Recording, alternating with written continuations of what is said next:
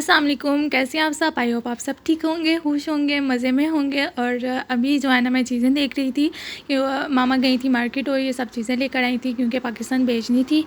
तो इसीलिए मैं देख रही थी, मैं नहीं गई थी तो मैं देख रही थी कि मामा क्या क्या लेकर आई हैं।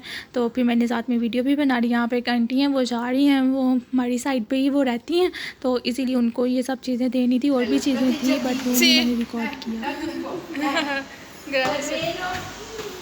Ciao. Ciao Ciao. Sofia! No Sofia, no, si chiama No, Martina. Martina. Ecco, invece mio nipote si chiama Martina. Lei è Martina, Sì. Sofia è quello di questo signore qui. Sì. Ciao amore! Ciao. Bella! ये नोनो जो है ना ground floor पर ही रहती हैं और Medina के साथ इतना प्यार करती हैं, अनकंडीशनली प्यार करती हैं। हालांकि हमारा इनके साथ कोई रिलेशन नहीं है, फिर भी जब भी वो नीचे उतरती है उसके हग करती हैं, किस करती हैं और इतने प्यार से पोलाइटली बात करती हैं। और यहाँ पे जो नानी दादी होती हैं ना नानों को दादों को यहाँ पे नोनो कहते हैं ना, तो इसलिए हमने भी बोला हुआ है कि जब भी मदीना नीचे उतरती है तब भी मैं उसको कहती हूँ कि नोनो मिली थी, नोनो से बात की है, नोनो को चाव की है। तो वो भी इतना खुश होती है ना, अब उनके साथ भी पता नहीं क्या क्या बातें करती है। तो फिर वहाँ से होकर आ गए थे और वहाँ पे ज़्यादा मैंने नहीं शूट किया। तो फिर 2 दिन के बाद मैं पार्क में आई थी क्योंकि मामा एक दिन पहले आई थी। तो वो एक आंटी है तो वो बार बार बुला रही थी, वो कह रही थी कि फजो को कहना कि वो भी आए, वो आती नहीं है, घर रहती है। तो मैंने कहा जब मैं जाती हूँ कोई भी नहीं आता तो मैं क्या करूँ जाकर। अभी भी कोई भी नहीं था, कोई पाकिस्तानी फैमिली नहीं थी, जस्ट जो अरेबिक लोग थे वो थे। और क्योंकि इटालियन लोग तो घर चले गए थे, उन्होंने 7 o'clock एग्जैक्टली 7 o'clock जो है ना उन्होंने डिनर वगैरह करना होता है तो इसलिए वो चले गए थे।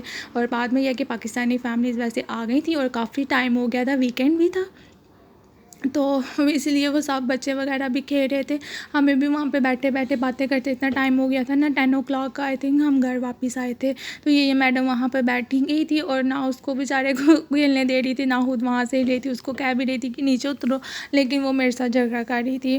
और फिर ये 2 days के बाद मैंने सोचा कि अब थोड़ा काम कर लें, गर्मियों वाले कपड़े निकालने थे। तो और ये मैं शूज़ वगैरह लेके आई थी और 2 years के बाद जो है ना मुझे ये ब्लैक शूज़ फाइनली मिल गए। जबकि मैं इटली आई 2 years हो गए हैं मुझे और मैं तब से जो है ना ये ढूंढ रही थी, लेकिन मुझे कोई पसंद नहीं आ रहा था, तो इसलिए फ़ाइनली मुझे मिल गए। तो और अभी ये काम मुझे दुनिया का सबसे मुश्किल तरीन काम लगता है, कपड़ों को निकालना रखना। और ये सीरियसली मैं कहती हूँ कि मुझे ना ही करना पड़े लेकिन फिर भी करना पड़ता है, जब गर्मी आती है तब भी, सर्दी आती है तब भी। और यहाँ पे मैं सेपरेट कर रही थी कि जो मेरे न्यू ड्रेसेस हैं अभी मैंने नहीं पहने, वो आपको नज़र भी आ रहा होगा उन पे अभी टैग्स लगे हुए हैं, तो मैं उनको सेपरेट कर रही थी ताकि मुझे पता चले मैंने इनको भी पहनने इनकी बारी आनी है। तो यहाँ पे बैग्स में ही पैक करके रखना पड़ते हैं क्योंकि इतनी स्पेस नहीं होती है। तो फिर यह होता है कि कन्वीनियंटली जो है ना फिर हम बाद में निकाल भी लेते हैं अगर एक जगह पे सेट किए हों तो। और फिर उसके बाद जो है ना किसी एक दिन बारिश भी आ गई थी और चुप करके बारिश आ गई थी क्योंकि पहले तक गर्मी थी और एकदम से ना बादल बन गए हैं और अंधेरा हो गया है। यही फील आ रही थी कि शायद बारिश हो या ना हो, लेकिन कोई पता नहीं चला, एकदम से बारिश भी आ गई है। 10 minutes के अंदर अंदर बारिश भी इतनी तेज़ और एकदम से जो है ना मैं तो हैरान हो गई, चुप करके बारिश भी आ गई है, लेकिन यह कि जल्दी से फिर रुक भी गई थी। और उस दिन गर्मी भी थी काफ़ी ज़्यादा ना। और फिर उससे नेक्स्ट डे जो है मैंने केक बनाया और मुझे डाउट था कि पता नहीं मेरा केक बनेगा नहीं बनेगा, और लेकिन यह कि अल्लाह का शुक्र है बन गया था।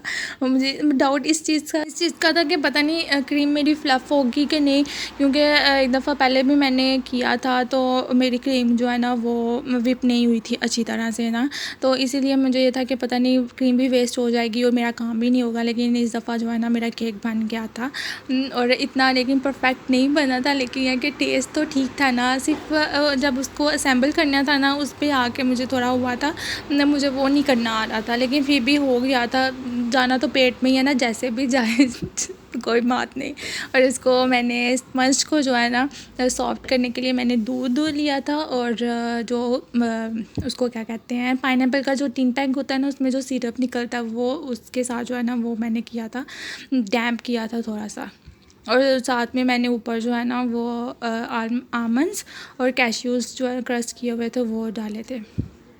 और साथ में क्योंकि मेरे पास पाइनएप्पल थोड़े थे तो इसलिए मैंने यही यूज़ कर लिया कि कोई नहीं, मुझे ये था कि मेरे पास पाइनएप्पल जो है ना वो इनफ होंगे, लेकिन वो कम पड़ गए थे। 2-3 दिन से कैन खुला हुआ था और मैं रोज़ एक स्लाइस निकाल के उसमें से खा लेती थी, लेकिन मैंने देखा नहीं था कि मैं चेक कर लूँ उसमें स्लाइसेस भी पूरे हैं कि नहीं, लेकिन यह कि फिर भी मेरा काम चल गया था। और यहाँ पर डिज़ाइनिंग करते हुए मुझे इतनी समझ नहीं आ रही थी कि मैं क्या करूँ, और देख देख के मुझे खुद भी हंसी आ रही थी। कहीं पर कोई छोटा टिम कहीं छोटा था कहीं बड़ा था। और क्योंकि मैंने फ़र्स्ट टाइम ये बनाया था क्रीम केक फर्स्ट, और इससे पहले मैंने कभी ट्राई भी नहीं किया था। तो जैसा भी मना है, मैं कोई प्रोफेशनल तो हूँ नहीं कि जो हर चीज़ परफेक्ट होती, लेकिन है कि ट्राई करने से इंसान परफेक्ट भी बनता है। नेक्स्ट टाइम बनाऊँगी शायद इससे भी अच्छा बन जाएगा। तो जब मैंने केक बनाया और मदीना को ये था कि जी हैप्पी बर्थडे हो रही है, तो वो बाबा के साथ हैप्पी बर्थडे कर रही थी और इतना सॉफ्ट केक बन गया था ना, मुझे तो मज़ा आया था। आपको देखने में भी पता चल रहा होगा। और यही थी मेरी वीडियो, आई होप अच्छी लगी होगी। तो अच्छी लगी लाइक सब्सक्राइब शेयर कर देना। अल्लाह हाफ़िज़।